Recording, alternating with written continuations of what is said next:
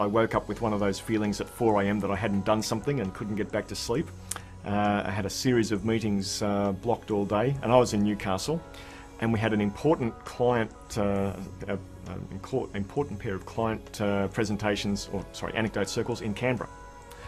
And so Robin was coming from Melbourne to Canberra to run the anecdote circles. I was in Newcastle running a series of meetings.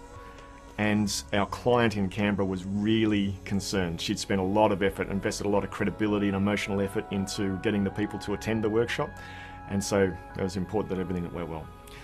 And at 8:30, Robin rang me and said, my aircraft was due to leave an hour ago, I'm still here.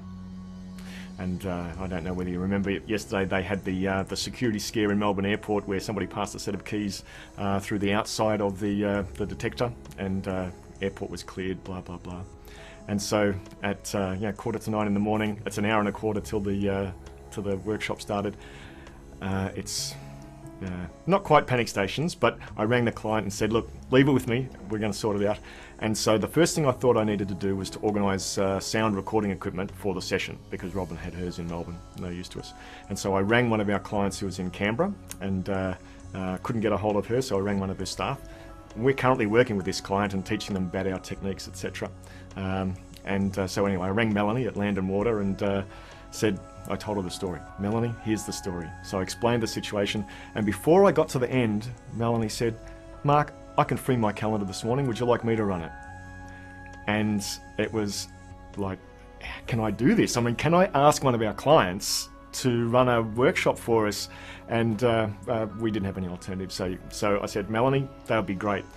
And it was potentially a very sensitive workshop, tough crowd, that sort of thing. And so I was a bit worried about it. So Melanie got the full brief, rang the client, said, hey, look, this is what's happening, it's sorted. And she was very stressed, because as I say, she'd invested a lot of effort into it. But I guess at the end of the day, the first session with the first anecdote circle was run by Melanie, one of our clients from Land and Water Australia. It went fantastically. And not only did it go well and the client was happy, but Melanie rang me up and she said, Mark, that was fantastic. Thank you so much for the opportunity to run this workshop for you.